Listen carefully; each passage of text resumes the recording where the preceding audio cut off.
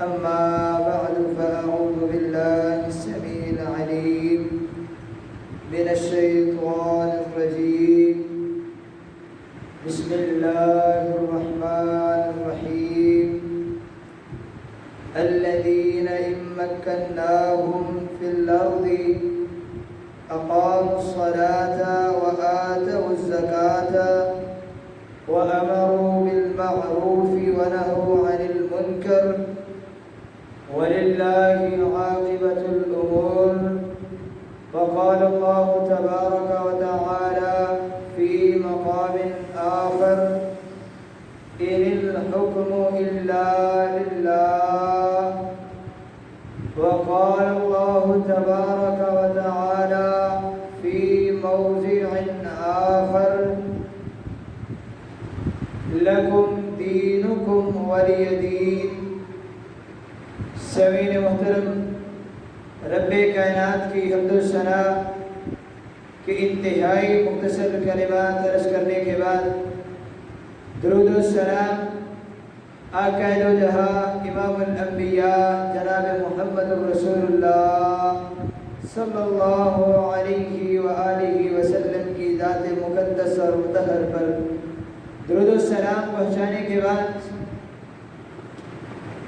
آج اس خطبہ جمعۃ المبارک کے اندر جو چند گزارشات اور معروضات آپ احباب کے سامنے بیان کرنا چاہتا ہوں، ان کا عنوان آج کے دن کے حوالے سے ہے۔ آج کا دن 14 اگست کا دن ہے۔ یہ وہ دن ہے جس دن رب کائنات نے ایک معجزانہ طور پر مسلمانوں کو ایک الگ ریاست پاکستان جو ہے وہ دیا۔ یہ معجزانہ کیوں ہے؟ میں اس بات کو پہلے بیان کر دوں کہ پاکستان کا بننا ایک معجزے سے کم نہیں ہے۔ جس وقت یہ پاکستان بنا، ایک طرف کانگریس اور دوسری طرف نون لیگ تھی، اور مسلم لیگ جو تھی اس کے اندر مسلمان تھے، کانگریس کے اندر دوسری قومیں تھیں، اور بڑی بات یہ ہے کہ کانگریس کے اندر مسلمان بھی تھے جو یہ پاکستان بننے کی مخالفت میں تھے، اور جتنے مسلمان اس وقت مسلم لیگ کے اندر تھے جو اس کوشش اور کاوش کے اندر تھے کہ یہ پاکستان مسلمانوں کی الگ ریاست جو ہے یہ قائم ہو جائے، اور جتنے وہ لوگ تھے ان کے لیے یہ کام کرنا ناممکن تھا، کیونکہ جمعیت علماء اسلام کا پورا پینل جو تھا وہ کانگریس کے ساتھ تھا، اور پاکستان کے بننے کے اندر جو ہے وہ مخالفت پر تھا کہ پاکستان بننا نہیں چاہیے۔ ان حالات کے اندر اللہ تعالیٰ نے مسلمانوں کے اوپر اپنا فضل اور کرم کیا، اور مسلمانوں کو تحفے کے اندر ایک الگ ریاست پاکستان کو عنایت کر دیا۔ یہ ملک پاکستان کیوں بنایا گیا اور کیسے بنایا گیا، اور اس کے بعد وجود کے آنے کے بعد ہمیں اس کے اندر رہتے ہوئے ہماری ذمہ داری کیا ہے، انشاءاللہ آج مختصر وقت کے اندر بیان کروں گا۔ اللہ سے دعا کریں اللہ مالک اللہ مجھے حق اور سچ بیان کرنے کی توفیق عنایت فرمائے۔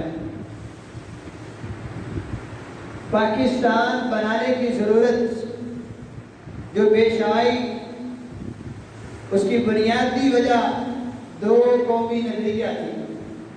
ہمارا نظریہ، ہمارا عقیدہ، ہمارے نظریات اور تھے، اور وہاں پر قومیں جو دوسری آباد تھی ان کے نظریے اور ان کے عقیدے اور تھے۔ ہمارا عقیدہ اور نظریہ الگ ہونے کی وجہ سے ہمیں یہ ملک پاکستان بنانے کی کوششیں اور کاوشیں کرنی پڑی، اور یہ ملک پاکستان کو بنانا پڑا۔ اور یہ جو دو قومی نظریہ جس کی بنیاد پر پاکستان ہمارے وجود کے اندر آیا، یہ کوئی نیا نظریہ نہیں تھا۔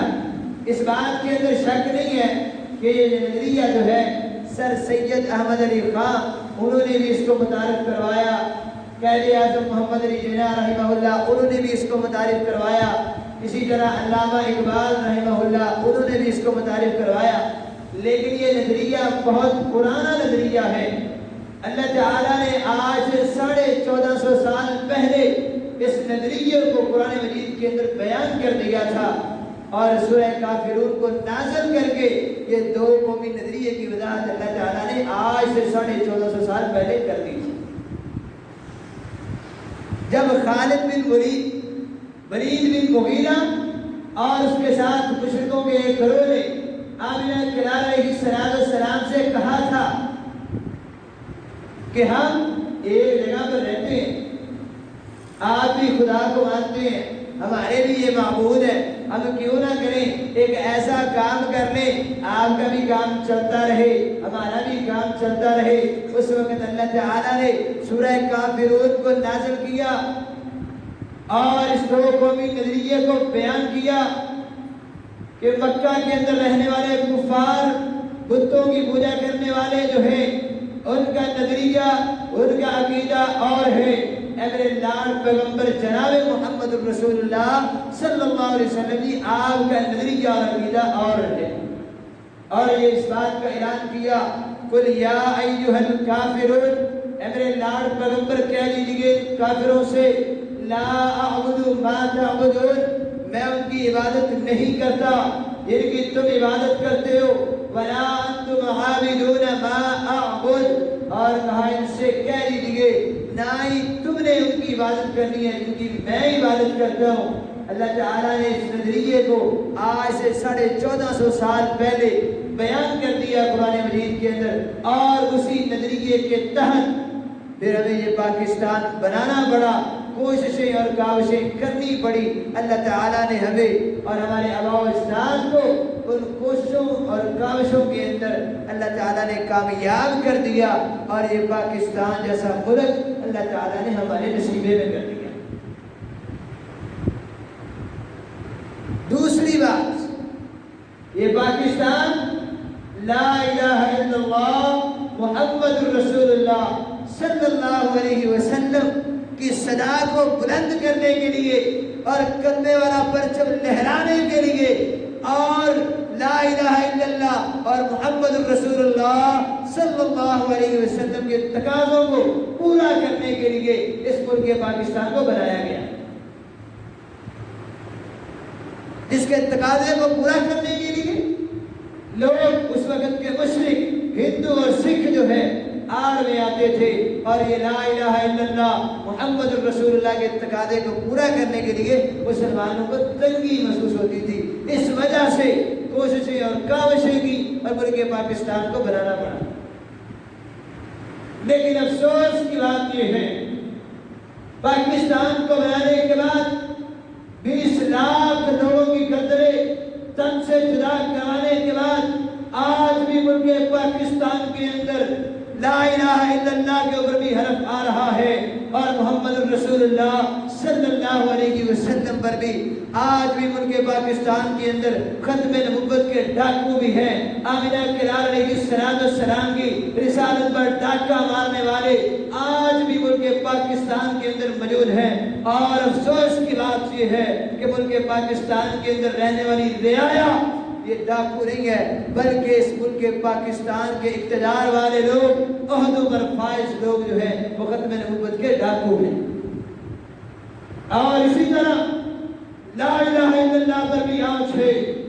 اس ملک پاکستان کے اندر آج بھی زندہ دلی کے ساتھ لوگ شرک کرتے ہیں، رب کائنات کے ساتھ لوگوں کو شریک ٹھہراتے ہیں، درباروں اور مزاروں پہ جا کر اپنی زمینوں کو جھکاتے ہیں، اور یہ پاکستان کو بنانے کا مقصد جو ہے کو فوت کر دیتے ہیں، اور 20 لاکھ شہداء کی جانوں کا نذرانہ جو انہوں نے اس لیے فقط دیا کہ اس ملک پاکستان بن جائے اور اس ریاست کے اندر شرک کی نجاست کو آنے نہ دیا جائے اور محمد رسول اللہ صلی اللہ علیہ وسلم کی ختم نبوت کے ڈنکے کو بجایا جائے۔ اس لیے پاکستان کو بنایا گیا تھا۔ اللہ اکبر۔ تیسرے نمبر پر دین اسلام کے جو ارکان ہیں ان کو مکمل طور پر ادا کرنے کے لیے اس کے اندر رکاوٹ نہ آئے، اس لیے پاکستان کو بنایا گیا تھا کہ مسلمان آزاد ہو، کلمہ پڑھے، مسجدوں کے اندر جا کے نمازیں پڑھے، روزے رکھے، زکوٰۃ ادا کرے، حج کرے، اپنے سارے کے سارے فریضے جو ہے جو دین اسلام نے ہمیں سکھائے ہیں ان پر مکمل عمل کر کے دکھائے، اور اس کے اندر مسلمانوں کو تنگی نہ آئے۔ اس وجہ سے 20 لاکھ جانوں کا نذرانہ دیا اور اس ملک پاکستان کو حاصل کیا۔ اللہ اکبر۔ اور 5ویں نمبر پر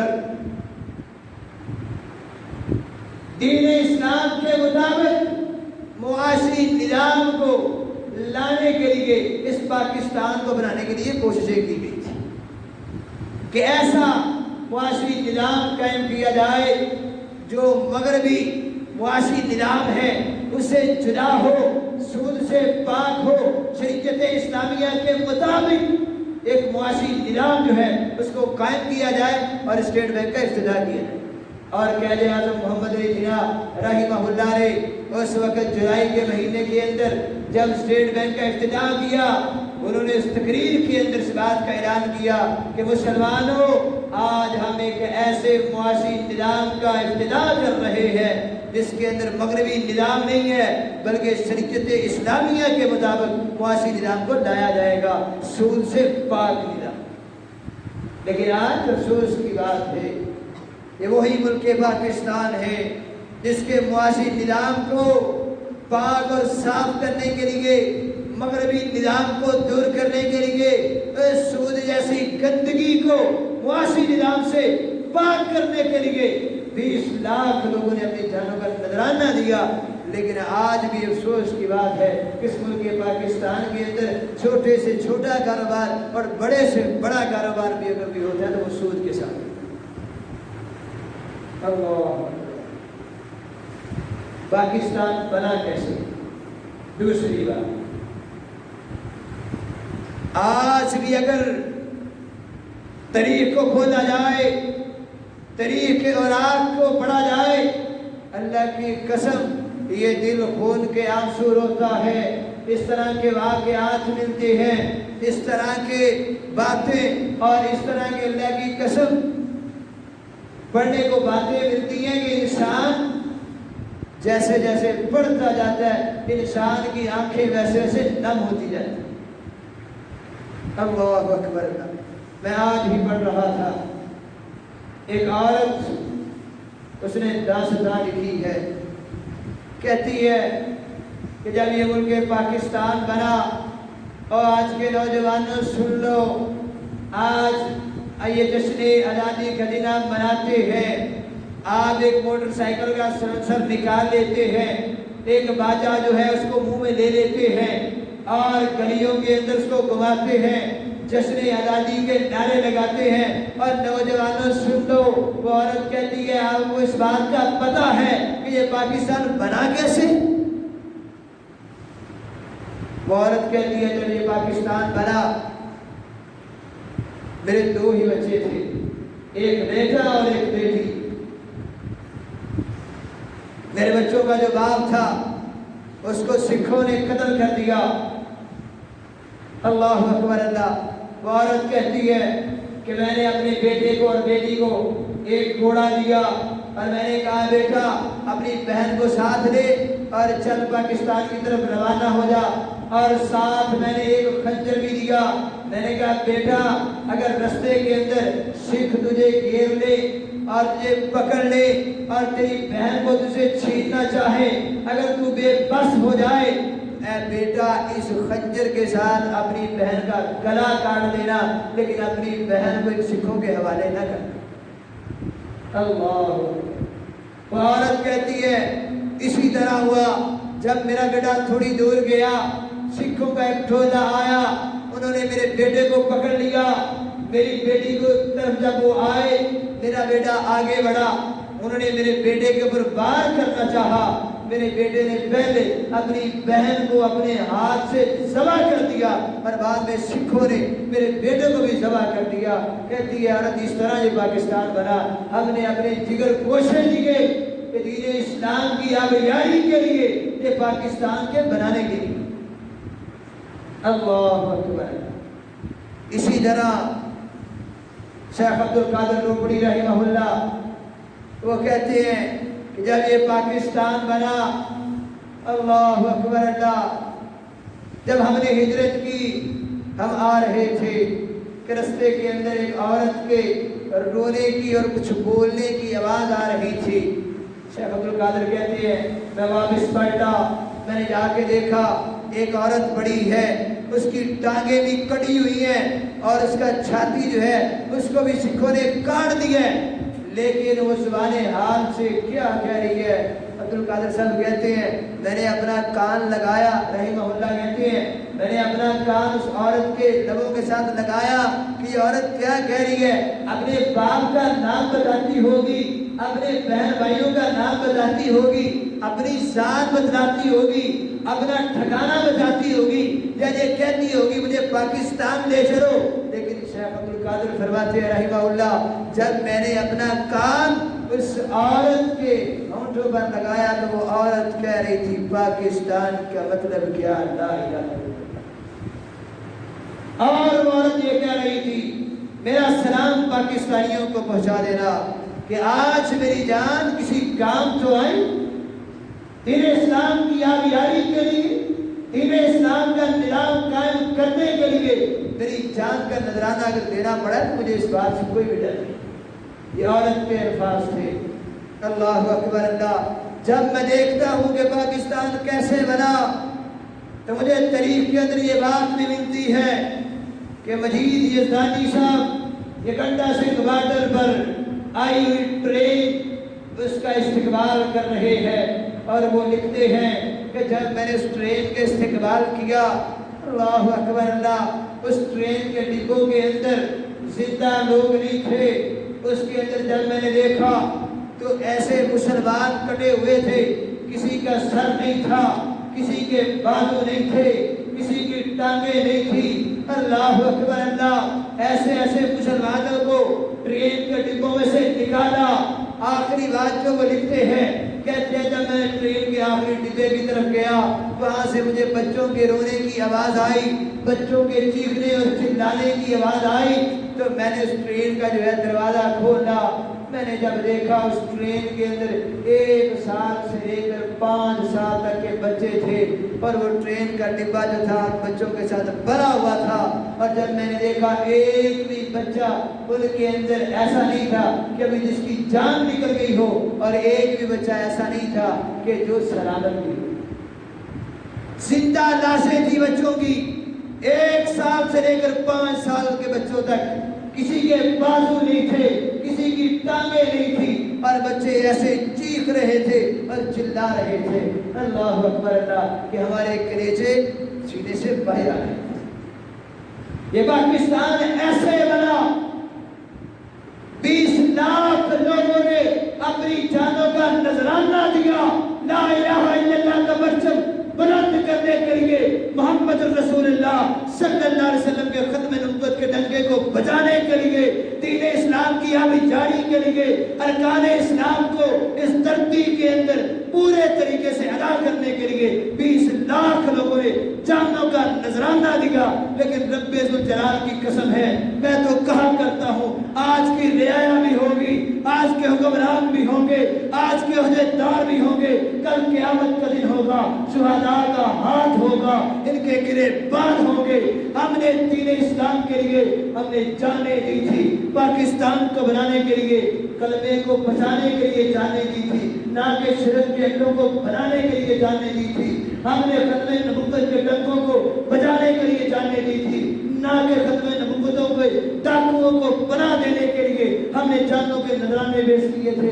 یہ کل قیامت کا دن ہوگا, شہداء کا ہاتھ ہوگا. آج کے عہدیداروں کے گریبان ہوں گے، آج کے حکمرانوں کے گریبان ہوں گے، آج کے وزراء کے گریبان ہوں گے، آج کی رعایا کے گریبان ہوں گے۔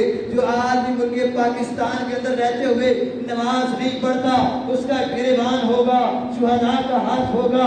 آج بھی ملک پاکستان کے اندر رہ کر جو روزے نہیں رکھتا کل شہداء کا ہاتھ ہوگا، اس کا گریبان ہوگا۔ آج بھی ملک پاکستان کے اندر رہ کر جو زکوٰۃ کی ادائیگی نہیں کرتا، رب ذوالجلال کی قسم ہے کل شہداء کا ہاتھ ہوگا، ان کا گریبان ہوگا۔ آج بھی ملک پاکستان کے اندر رہتے ہوئے جو شرک کے اڈوں پر جاتے ہیں، اپنی زمینوں کو دوسرے لوگوں کے قبروں کے اوپر جھکاتے ہیں، ان شہداء کا ہاتھ ہوگا، ان لوگوں کے گریبان ہوں گے۔ اور بتلاؤ لوگوں، پاکستان کے لیے جانیں ہم نے اس لیے دی کہ آپ اس طرح کے کام کرو؟ اللہ اکبر اللہ۔ یہ پاکستان کو حاصل کیا گیا کسی مقصد کے لیے، دین اسلام کی آمد جاری کے لیے۔ اللہ اکبر اللہ۔ اب دین رب کائنات نے بھی یہ تحفے کے اندر اس ریاست کو دے دیا، اب کرنا کیا چاہیے؟ کیا ایک سبز ہلالی پرچم اپنے چھت کے اوپر لہرانے سے اس کا حق ادا ہو جاتا ہے؟ اپنے گھر کے اندر جھنڈیاں لگانے سے یا صرف پاکستان کا مطلب کیا لا الہ الا اللہ کے صرف نعرے لگانے سے اس کا مقصد پورا ہو جاتا ہے؟ اس کا حق ادا ہو سکتا ہے؟ نہیں ہو سکتا۔ یہ پہلی ریاست نہیں ہے جو رب کائنات نے مسلمانوں کو دی ہے، اس سے پہلے بھی رب کائنات نے حق والوں کو نجاتیں دی ہیں، حق والوں کو رب کائنات نے اس سے پہلے بھی آزادیاں دی ہیں، اس سے پہلے بھی حق والوں نے بڑی ریاستیں بنائی ہیں۔ جب رب کائنات ان کو ریاست دے دیتے تھے، آزادی دے دیتے تھے، تو وہ قومیں کیا کیا کرتی تھی؟ میرے بھائیوں، آج ہمیں بھی وہ کرنا پڑے گا۔ سب سے پہلا کام اگر کرنے کا جو کام ہے وہ یہ ہے کہ ہمیں اللہ تعالیٰ کے ہاں اس پاکستان کے بننے پر شکریہ ادا کرنا چاہیے۔ اور شکریہ ادا کیسے کرنا چاہیے؟ ایسی عبادت کا اہتمام کرنا چاہیے، اللہ اکبر اللہ، جو اللہ کو سب سے پیاری ہے۔ دیکھیں نبی علیہ السلام جب مدینہ میں آئے، یہودیوں کو دیکھا وہ یوم عاشوراء کا روزہ رکھتے تھے۔ آمنہ کرار علیہ السلام نے پوچھا آپ روزہ کیوں رکھتے ہیں؟ یہودیوں نے کہا حضرت موسیٰ علیہ السلام کو اس دن فرعون سے نجات ملی تھی اور ان کو اللہ تعالیٰ نے اس دن غرق کیا تھا، اس نجات ملنے کی وجہ سے آج بھی ہم روزہ رکھتے ہیں۔ آمنہ کرار علیہ السلام نے فرمایا میرا آپ سے زیادہ حق بنتا ہے، کیوں؟ موسیٰ میرا بھائی تھا، مجھے بھی یہ روزہ رکھنا چاہیے۔ آمنہ کرار علیہ السلام خود بھی یوم عاشوراء کا روزہ رکھتے اور صحابہ کرام کو نے حکم دیا کہ تم بھی یوم عاشوراء کا روزہ رکھا کرو، کیوں؟ اس دن میرے بھائی موسیٰ کو فرعون سے نجات ملی تھی، آزادی ملی تھی۔ یہ رب کائنات کا شکریہ ادا کرنے کا طریقہ ہے۔ اسی طرح اللہ اکبر، نبی علیہ السلام نے جب مکہ کو فتح کیا، جب مکے کی گلیوں کے اندر دین اسلام کا پرچم لہرایا گیا، ام ہانی بیان کرتی ہے کہ آمنہ کرار علیہ السلام کے گھر میں گئی۔ آمنہ کرار علیہ السلام نہا رہے تھے۔ جب آمنہ کرار علیہ السلام نہا کر باہر نکلے، آمنہ کرار علیہ السلام پہلے چاشت کے صرف 2 نفل پڑھا کرتے تھے، لیکن جس دن مکہ فتح ہوا آمنہ کرار علیہ السلام نے صرف 8 نفل پڑھے، شکرانے کے طور پر کہ آج رب کائنات نے مکہ کو فتح کروا دیا ہے۔ اللہ تعالیٰ کا شکریہ ادا کرتے ہوئے آمنہ کرار علیہ السلام نے 6 نوافل اور ادا کی۔ اللہ اکبر۔ اسی طرح اقامت دین کے لیے کوشش اور کاوش کرنی چاہیے۔ دین اسلام کی آبیاری کے لیے رب کائنات فرماتے ہیں کہ جب میں آپ کو سرزمین پر اقتدار دے دوں تو آپ کا یہ حق بنتا ہے کہ آپ 4 کام کریں. کتنے کام؟ 4 کام. اللہ تعالیٰ نے سورہ حج کے اندر آیت نمبر 41 ہے، اللہ تعالیٰ بیان کرتے ہیں کہ جب آپ کو میں سرزمین پر اس دنیا پر اقتدار دے دوں تو آپ نے کتنے کام کرنے ہیں؟ 4. سب سے پہلا کام نماز قائم کرنی ہے، دوسرا کام زکوٰۃ ادا کرنی ہے، تیسرا کام نیکی کا حکم دینا ہے، چوتھا کام برائی سے منع کرنا. جب رب کائنات آپ کو دنیا کے اندر اقتدار دے دے تو پھر آپ کو یہ کام 4 کام کرنے پڑیں گے. اللہ تعالیٰ نے 4 کاموں کا کرنے کا حکم قرآن مجید کے اندر دیا ہے، اور یہ عوام کا بھی حق بنتا ہے ان 4 کاموں کو کرنے کا، حکمرانوں کا، وزراء کا، ہر ایک شخص کا جو اپنے آپ کو پاکستانی سمجھتا ہے اس پر یہ فرض ہے وہ یہ 4 کام کرے. اللہ اکبر. اور جو پھر اللہ تعالیٰ کے حکم کو نہیں مانتا، اللہ تعالیٰ کے حکم کو نافذ کرنے کے لیے کوشش اور کاوش نہیں کرتا، رب کائنات فرماتے ہیں وَمَن لَّمْ يَحْكُم بِمَا أَنزَلَ اللَّهُ فَأُولَٰئِكَ هُمُ الْفَاسِقُونَ. جو اللہ تعالیٰ نے جو نازل کیا ہے اس کے حکموں کو بجا نہیں لاتے، اللہ تعالیٰ کے حکموں کو عمل نہیں کرتے، لوگوں کو ان کی دعوت نہیں دیتے، اللہ تعالیٰ فرماتے ہیں یہی لوگ فاسق ہیں. دوسرے مقام پر فرمایا وَمَن لَّمْ يَحْكُم بِمَا أَنزَلَ اللَّهُ فَأُولَٰئِكَ هُمُ الظَّالِمُونَ. یہ ظالم بھی ہے. اور تیسرے مقام پر رب کائنات نے فرمایا وَمَن لَّمْ يَحْكُم بِمَا أَنزَلَ اللَّهُ فَأُولَٰئِكَ هُمُ الْكَافِرُونَ. کافر ہیں وہ لوگ جو اللہ تعالیٰ کے حکم کی بجاوری نہیں لاتے، اللہ تعالیٰ کے حکم کی لوگوں کو تلقین نہیں کرتے. اللہ اکبر. اور اس کے بعد جشن آزادی منانے کے لیے،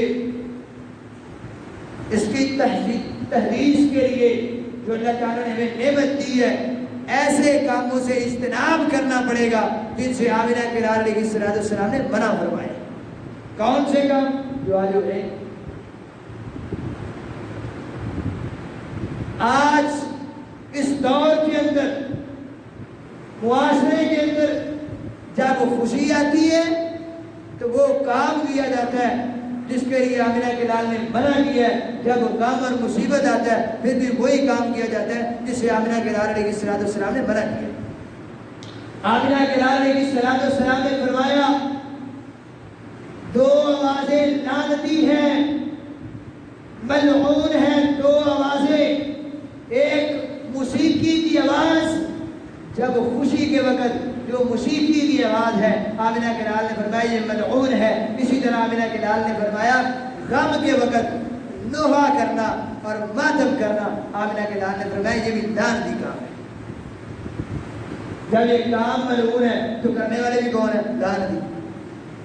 تو ہمیں اللہ تعالیٰ پر میں نعمت کر دے تو ہمیں اللہ تعالیٰ کا شکریہ ادا کرنا چاہیے اور نمازیں پڑھنی چاہیے، شکرانے کے نفل ادا کرنے چاہیے اور روزہ رکھنا چاہیے. اللہ تعالیٰ کا شکریہ ادا کرتے ہوئے اس طرح کے کام کرنے چاہیے، نہ کہ ایسے کام کرنے چاہیے جن سے آمنہ کے لال علیہ السلام نے منع فرمایا.